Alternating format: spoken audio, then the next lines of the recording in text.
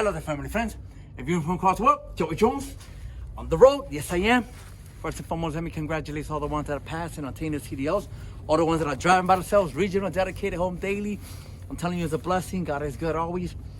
And let me say something here. I got a couple of emails, and then it's about teen driving. Okay, now let's get to it. Teen driving is either you with your partner or a mentor or somebody that you know, or you just decided to team up with one of your friends, or or just somebody just randomly popped up on your list, and then you decided to drive along with him. Now, you do have a double sleeper.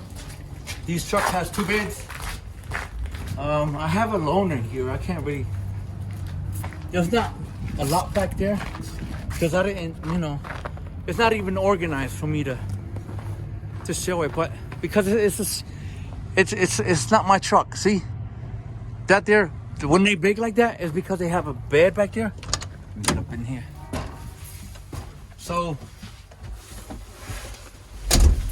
let me see if I can show you real quick. So teamwork, basically two beds. I got all my stuff there. This is a loaner.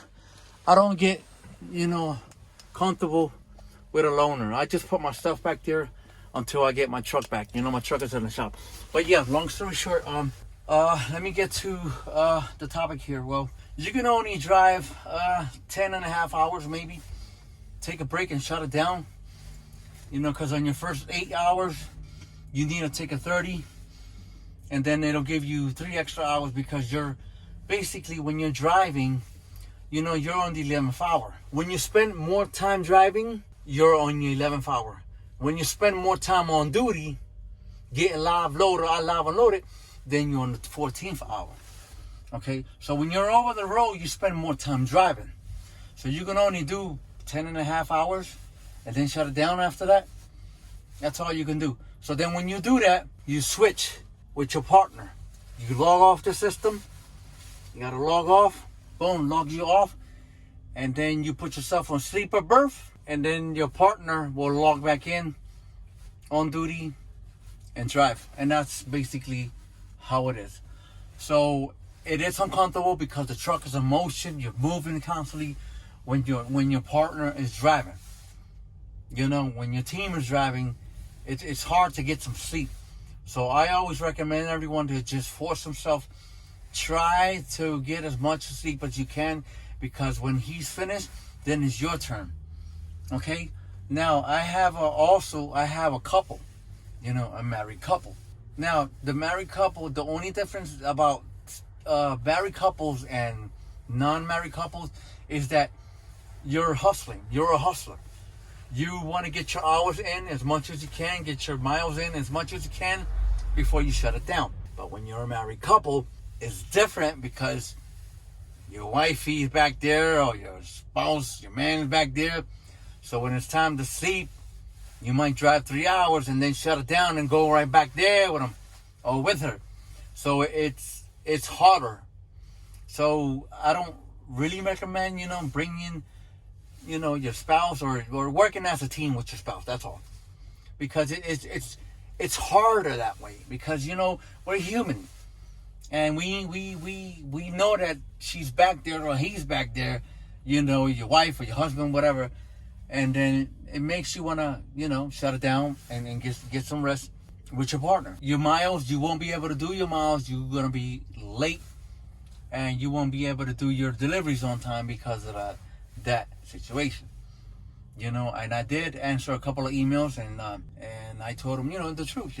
Once you're married. So then you're married, you got your spouse back there, and you're going to shut it down. You're going to be tired too. You want to go back there and get some Z's, get some sleep in. But when you're with a non-relative or a non-spouse, and you're just with a partner, then it's different, Because when I did it, he drove 10 hours, shut it down, then I took over. And then it was hard for me to do it at night, So I was trying to get as much sleep as I could in the morning before switching over. Because you don't want to drive this truck while you doze up, you don't really want to do that. That's dangerous for everybody. You know, that's why you have to follow the regulations when it comes to trucking. You know, so yeah, get as much as sleep as possible. You know, and then when at night, yeah, have some coffee. And you know what I used to do? I used to have some Nestle Crunch or Kit Kat, anything, any chocolate. You know, chocolate used to help me stay up. You know, dark chocolate especially. Ooh, like Hershey Kisses. I used to have, you know, a little bit of that. You know, and that used to help me out. You know, staying focused on the road. Okay, it's something about the sugar and the chocolate that makes you, you know, get your energy in. You know, I guess it's the sugar. You know, but yeah, I mean, but that's all to it. You know, it's not easy, but it can be done. And again, once you get your experience, then you can move on. You know, move on to get something local. Because I have a lot of people that don't want to be or live in a truck. You know, right now they're doing a lot of miles over the road from East Coast to the West Coast, and it's not easy, man. I'm telling you, it wasn't easy for me either. But that's something that you have to think about. And trust me, if you're hungry and if you want to move on with your life, start a new career, you'll do it. You'll do it. You know, think about your family, think about your future, and you'll end up doing it. All right, my peoples? You know, I'm just here to give you, you know, the heads up and gives you pointers, you know, on what to expect. All right, my peoples? Don't forget to subscribe. I'll catch you in my next. All right, my peoples? Later.